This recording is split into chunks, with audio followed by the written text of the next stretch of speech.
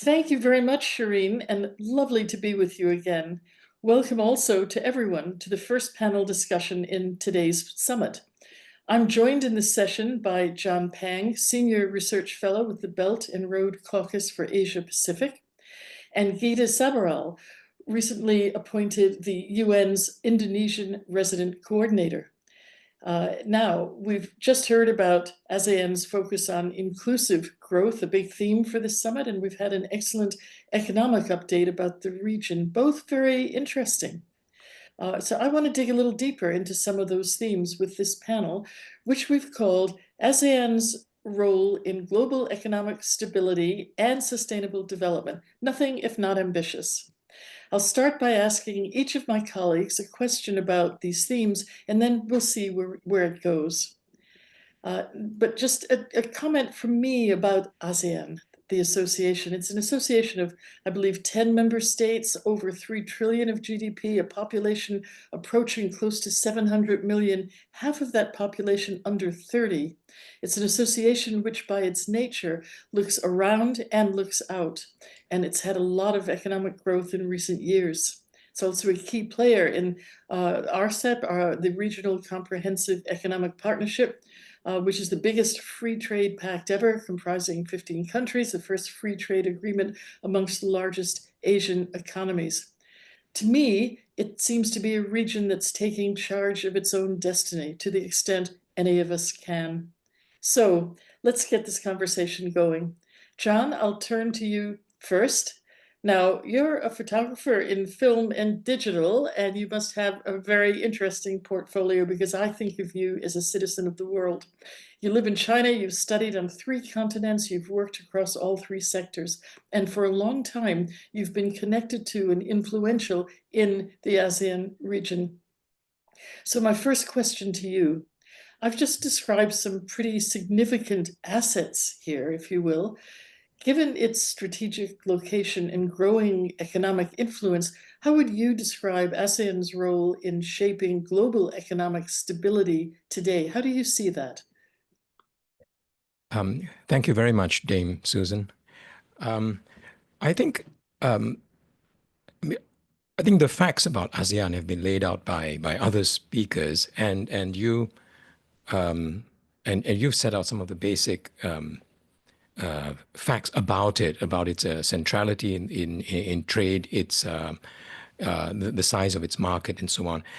But I think the context that makes it really interesting right now is the turbulence and great uncertainty, political uncertainty around trade and global supply chains. ASEAN has a really key role in global supply chains. And it's been a kind of, and it's one of the most promising parts of the world in terms of growth. And its continued resilience isn't just important for ASEAN, it's important for the global economy. How ASEAN does in the middle of the kinds of shock that are coming down the pipeline is going to be something very important to watch. So it's whether it becomes the kind of shock absorber for the attempts for the tariffs and sanctions and things coming down the line, the talk about economic decoupling, whether it can serve as a kind of shock absorber for that, or it can, as a region that has always defined itself as neutral and open, studiously open to the world, whether it can maintain that is going to be very important, because ASEAN is the site of investment and production, not just by domestic companies, but by American and European ones and Chinese and Japanese and so on and so forth. So, it's really the test case as well for how globalization proceeds going forward. So I needn't mention, but of course, I think this is on everyone's minds, is on the minds of policymakers as well as business people and investment professionals, what's going to happen amid the type of disruption we're seeing in global economic order, because that's what's at stake right now.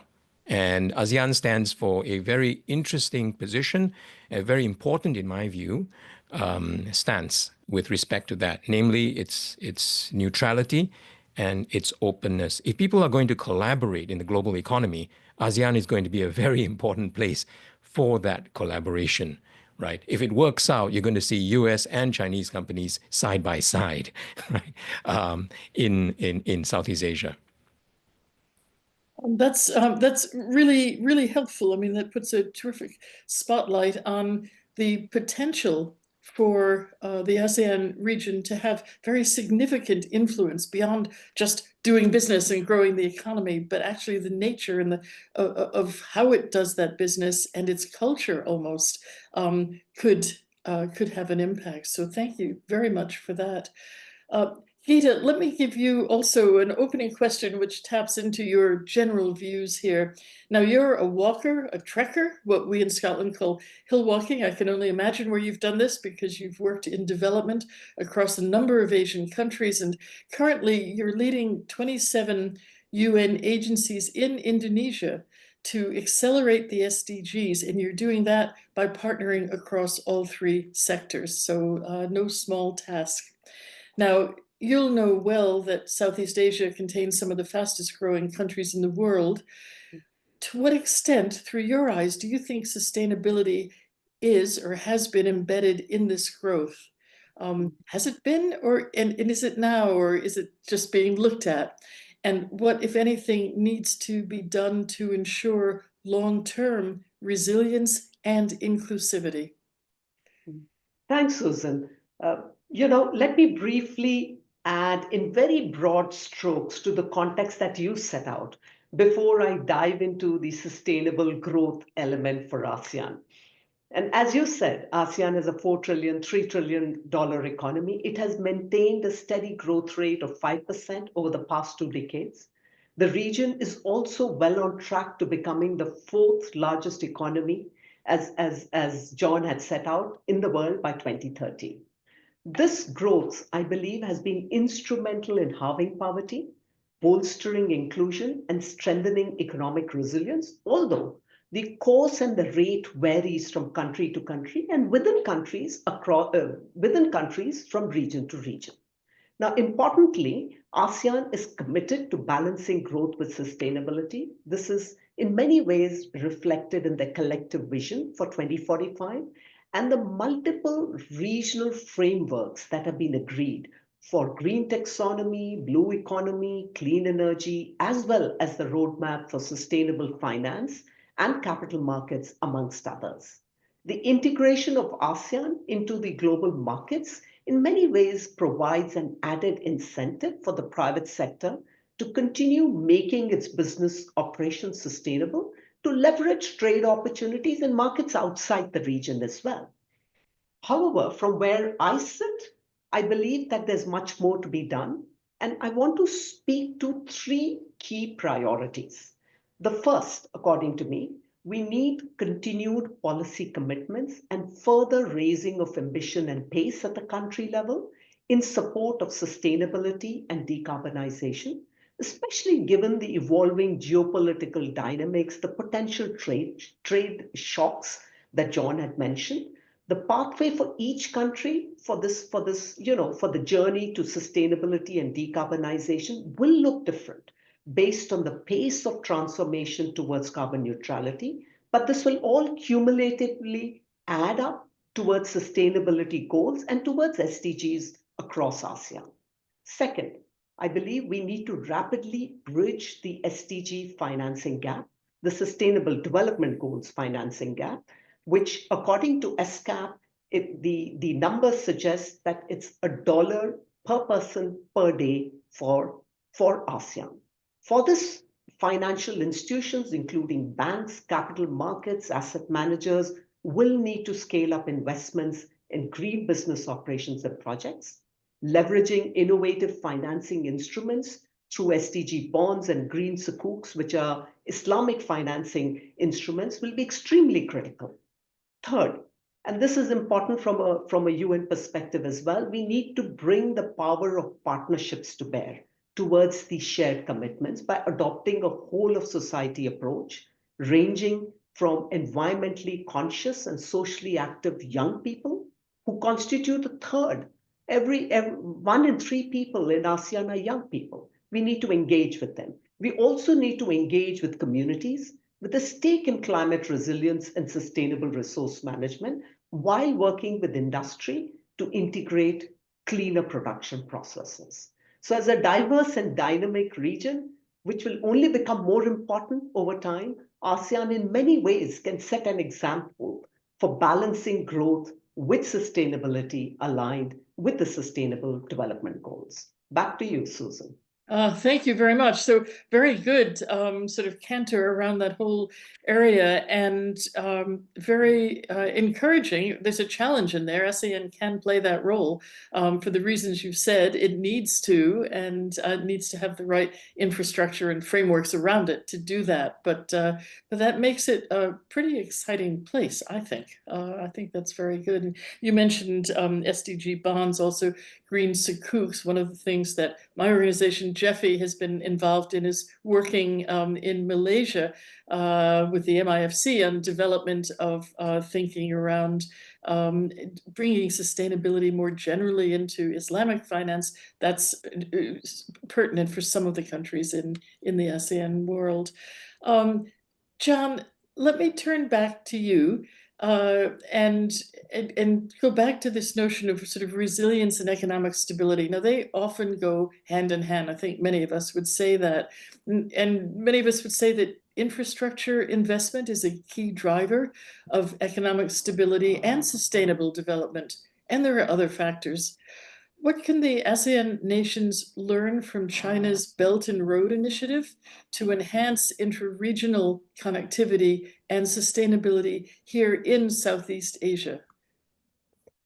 I think ASEAN and Southeast Asian nations aren't just learning from the Belt and Road Initiative, but from the development experience of China as a whole, of which the BRI is just this gigantic project abroad.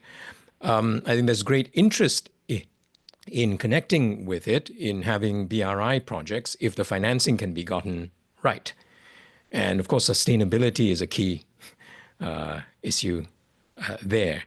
But I think some of the key lessons about Chinese development that have been taken on board are they're really quite harmonious with the way in which ASEAN has already pursues development, which is there is a strong component of industrial policy, state-led development, and China has just done it extraordinarily well. Of course, Singapore is another sort of guiding example here, but Malaysia is also an economy in which the government plays a key role.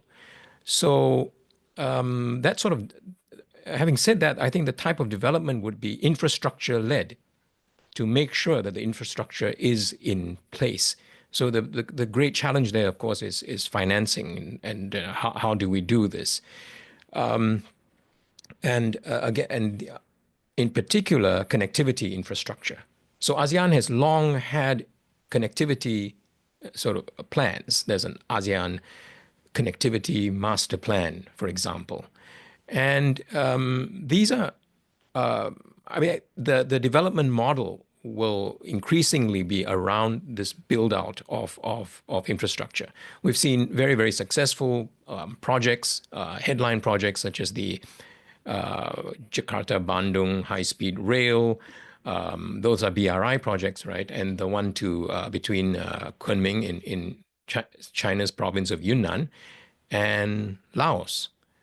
The latter is particularly instructive. You know, when it was first proposed and then completed, I think people were wondering, how is this going to pay? Because you have a small landlocked country, connection to which, didn't make a lot of sense, actually. Not just landlocked, but mountainous. But in the event, the BRI, the high-speed rail project, traversed 75 tunnels, maybe 130 plus, bridges. It was an extraordinary effort and an enormous cost.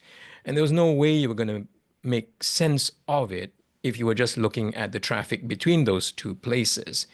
But then, as it turns out, of course, you are investing in the network. And this is just exactly what's happened.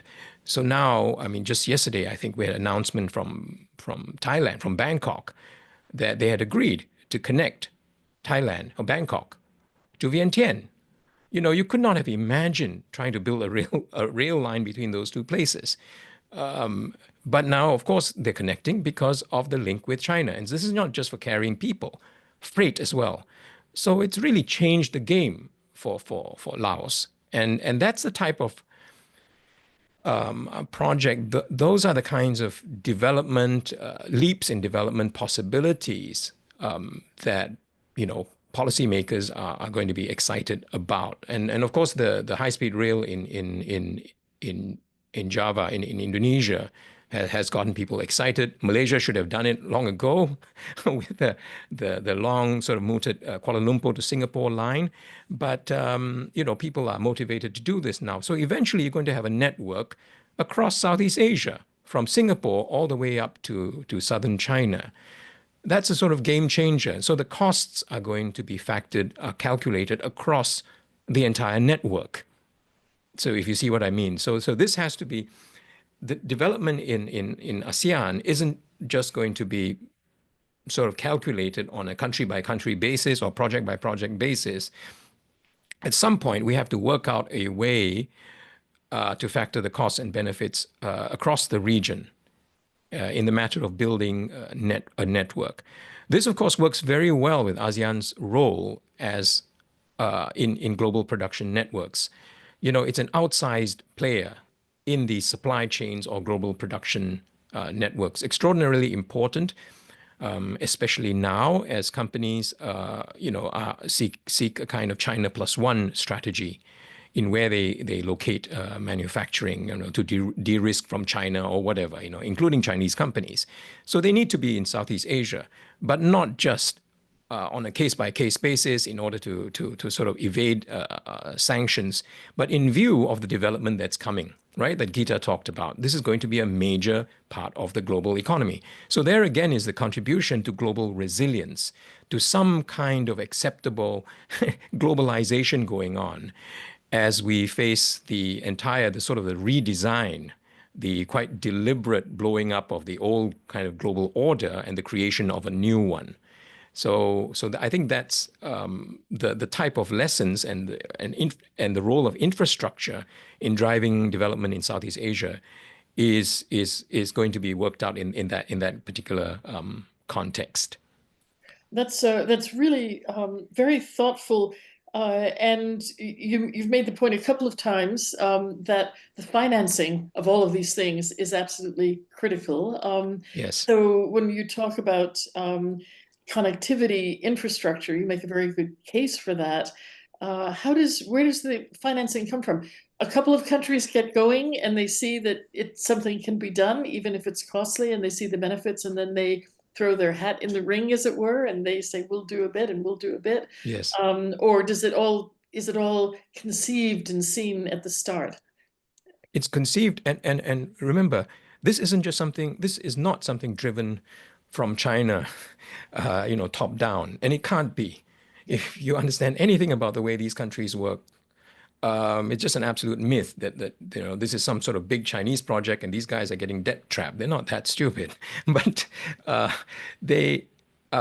but you're unlocking tremendous value here, connecting Vientiane to Bangkok, which is the logistic and commercial center, hub of the entire sort of what we call the greater Mekong sub-region, right, consisting of Myanmar, Thailand, Cambodia, Laos, Vietnam. So that whole kind of continental part of Southeast Asia gets connected, and then you unlock tremendous value, and you make and that's what policymakers want, ASEAN leaders want, for ASEAN to remain central, not just in terms of regional security architecture, but in terms of production and as a market. This is Southeast Asia's long sort of traditional role. This is a long durée of history. That's the role of Southeast Asia as an in-between, as a region between East and West, as a trading zone and as a nexus, as a connector.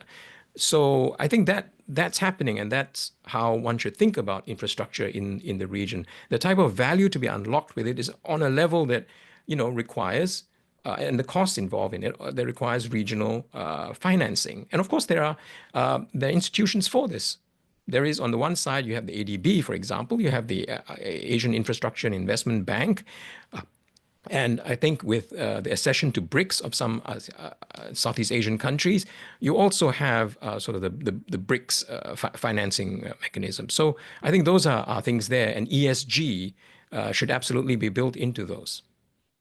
Thank you very much for that, because I'm about to turn back to Geeta, and so John's given that lead around ESG, or for you it's the SDGs, sort of much bigger panoply of goals and objectives that the UN has challenged the whole world with.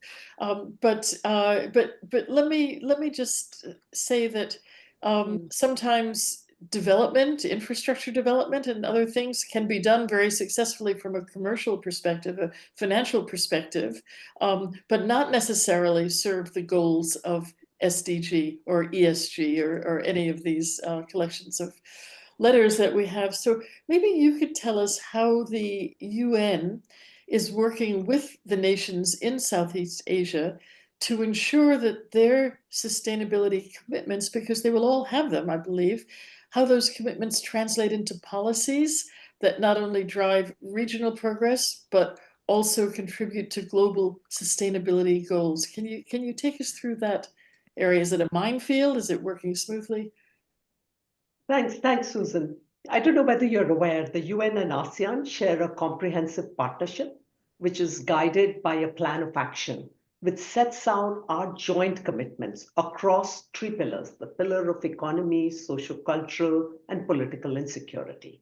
The UN Secretary General sees ASEAN as a clear priority, just as he sees all regional groupings as a priority, and he's calling for a quantum leap in our engagement with these regional groupings.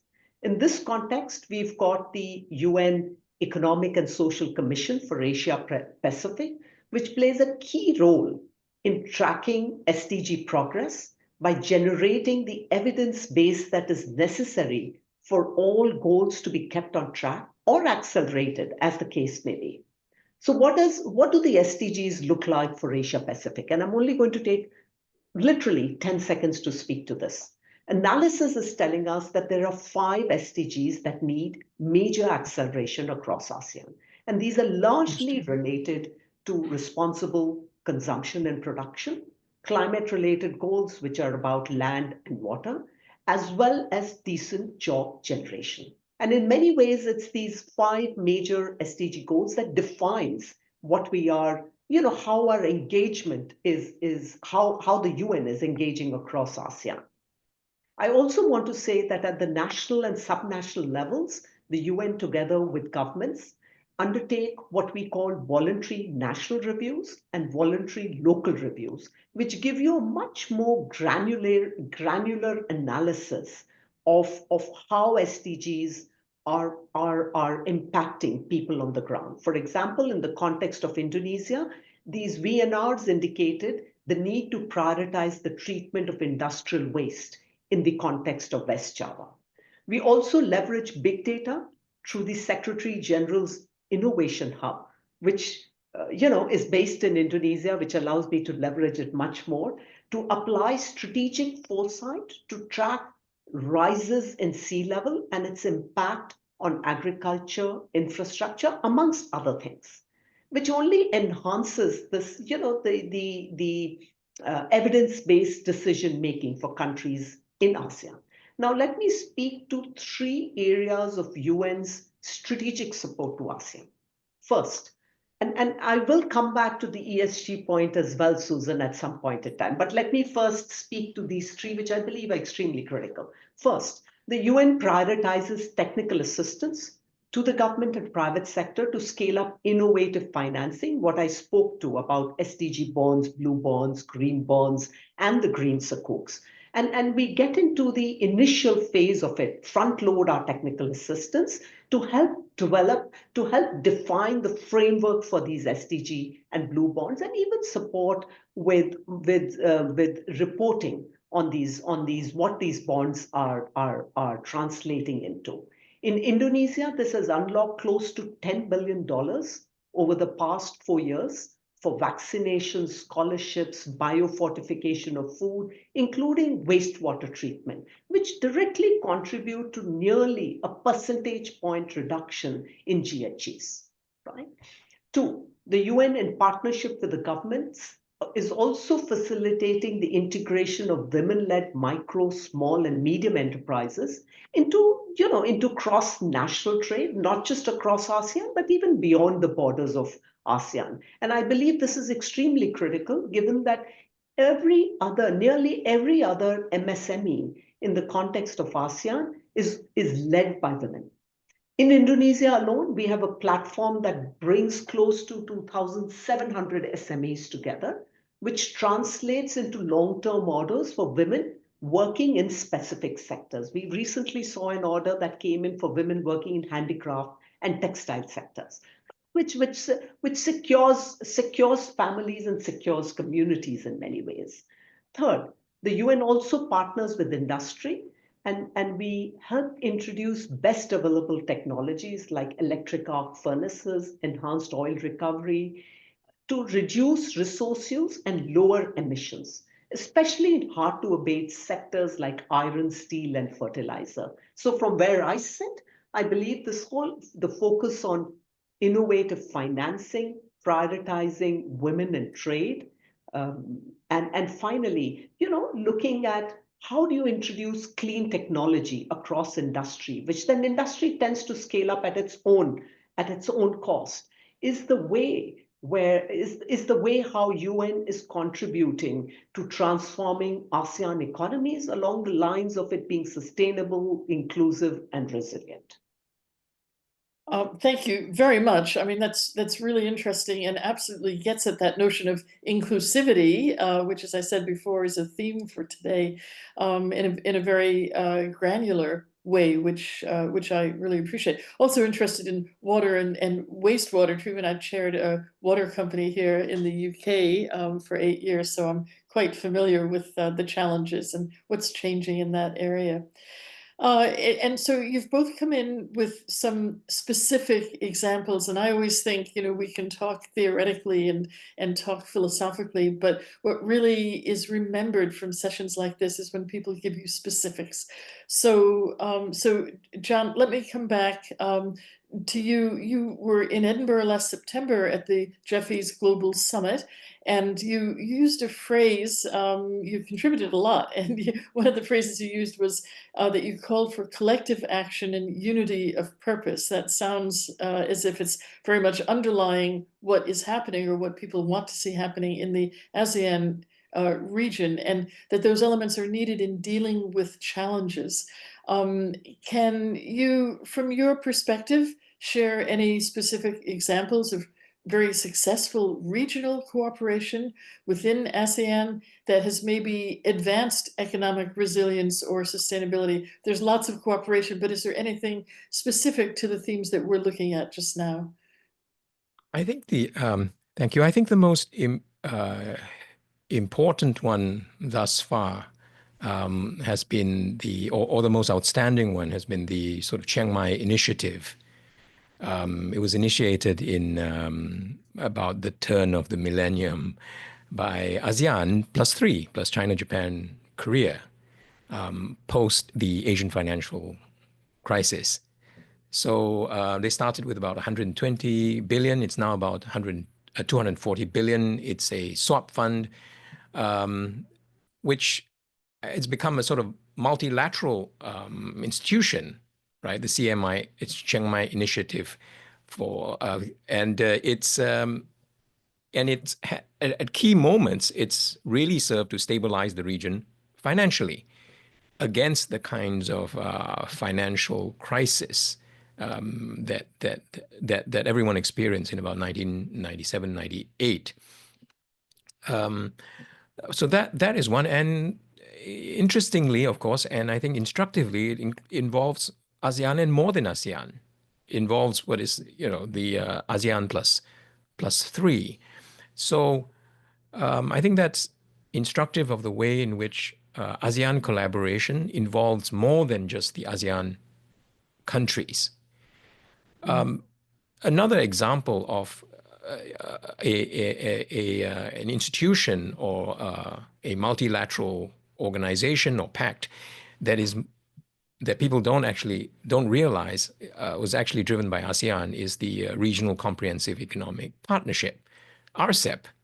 So this giant kind of trade agreement was driven by ASEAN, not by China. And ASEAN countries are at the center of it. So it continues to be a relevant organization in that regard, in economy and in trade. So I agree entirely with you that focusing on these positive, beneficial projects, right, where we can show collective action at a time like this, is going to be really, really important. But I think going forward, the challenges are greater, and the type of everything that we talk about in ASEAN, even in terms of ESG, one has to realize need to be understood in the context of the overriding priority of development. That is the human priority. It's the political priority. If you want ESG, SDGs, they have to fit into that. This is very different from the outlook in a developed economy.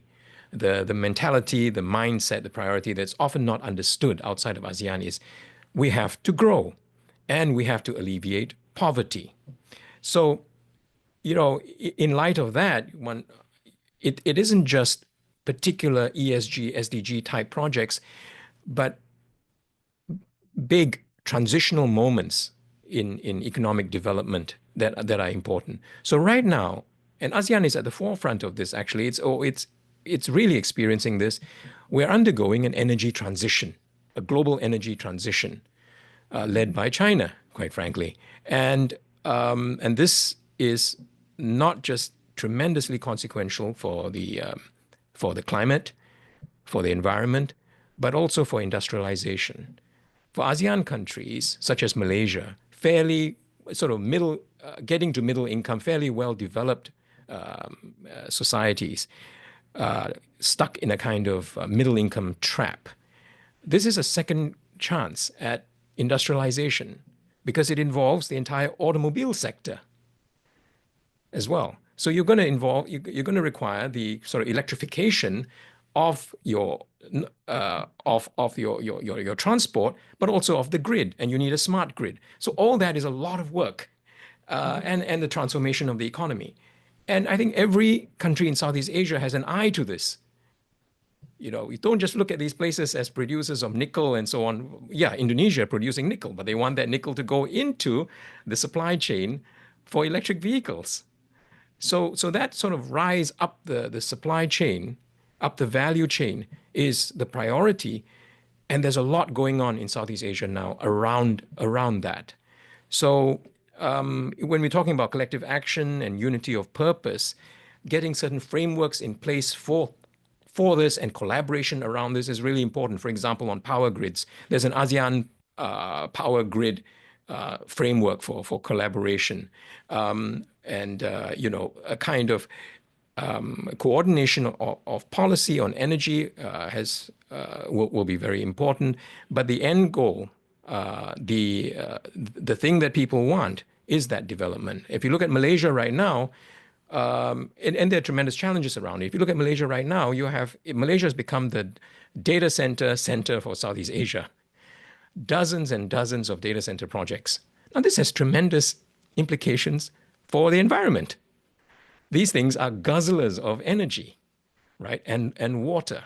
It's great for the country, but they're also hugely sort of impactful on the environment. How does Malaysia manage this? How does Southeast Asia manage this? A framework on the technology of AI would be very important. And then, things are happening at such pace, right? A week ago, you had this gigantic unprecedented disruption of the AI market by a small Chinese company called DeepSeek, located just a few kilometers from me. And that the open sourcing of AI makes it possible for all these Southeast Asian countries now to suddenly take a huge leap in adopting it and building the implementation or application layer on it. So that's a development opportunity. And of course, that drastically reduces the projections of electricity required, the capex required, the water, and so on. So there are very interesting things going on when you go down to the granular level. But for each of them, ASEAN always, I mean, Southeast Asian countries always benefit from thinking together and working together as ASEAN. Thank you very much for that. I would just put a little footnote to what you said, because my day job is also in the sort of green reindustrialization of parts of Scotland, and I think that there are different parts of the world that are leading in what is needed to make the change that we all have to make. But I absolutely agree with you in terms of how you describe that activity in the ASEAN region. So. Gita, before you took up your post in Indonesia, and we're running a little shy on time now, you were the UN's resident coordinator in Thailand. Any specifics, any best practices that could be replicated across ASEAN and indeed beyond to drive stronger environmental and social policies? Thanks, Susan. I think it's a very pertinent question. And one proven best practice involves the UN Environment Program, their finance initiative, which works very closely with national banks and investors to develop sustainability financing frameworks for their businesses. And these are based on the UN principles of responsible banking and the principles of responsible investment. And what does UNEP do? UNEP steps in there, providing very niche technical assistance to national banks for developing these financing pathways at a pace that is fit for purpose to increase ESG investments. In the context of Thailand, which, as we all know, and as John mentioned, is an economic powerhouse in ASEAN, 7 banks and investors have signed up to these principles of responsible banking and investment, which has unlocked close to $3.9 billion for ESG projects, supporting the energy transition, the food security agenda, and sustainable growth, not just in Thailand, but across the ASEAN region, right? Similarly, in Indonesia, we have 5 national banks that have adopted these approaches. And with every percentage shift in the direction of ESG, it will unlock $1.23 billion here for sustainable investment. I believe this is a potential for ASEAN as a whole. If banks across ASEAN adopt these principles and move the needle by even a percentage point, it could unlock $28 billion of additional financing. This is the scale that we need to bring to bear in ASEAN, from domestic markets, from domestic investors to fast track the sustainable growth agenda. Thank you very much. And could I now, just to bring the session more or less to a close, ask you each a final closing question in under 60 seconds. If you could come up with, if you had to recommend one concrete step that ASEAN leaders should or could take today to secure both economic stability and sustainable development for the future, in very few words, what would that step be? Gita, I'll go to you first, and then John. Thanks, Susan. If there's one thing that that we need to tell political leaders is we need to invest more in South-South triangular cooperation, learn from each other, and see what works in one country, how you can make it fit for purpose in other countries, while we continue the policy commitments to further raise the ambition and pace for sustainable development in ASEAN. So I'm going to pause there, hand it back to you, Susan. Excellent, thank you. John, just as brief, please, if you give us one concrete recommendation. I think Gita almost took the words out of my mouth about that sort of coordination We're entering a kind of a world in which South-South trade and cooperation is increasingly important and increasingly sort of increasing in scale as a part of the global economy. So within ASEAN, we just have to continue working on the economic community, global economic integration, but also the integration of production networks. That requires a degree of coordination among, very granular coordination among policymakers, such that, for example, you could have in the end a kind of ASEAN integrated production network for electric vehicles, right? Or for AI, standards for AI. So I would leave it at that. Okay, no, that's very good and very much aligned, as you say, which is helpful. So we are within seconds of the end of the session. I just want to close it by thanking both of you very much. I found this really interesting, Geeta and John. We could go on for another session if we had scope to do that. And I'm taking away I took lots of notes. You probably saw me writing, but lots of thoughts. But that notion of South-South trade and cooperation, very much what is happening in the world, and ASEAN is just in the right place for that.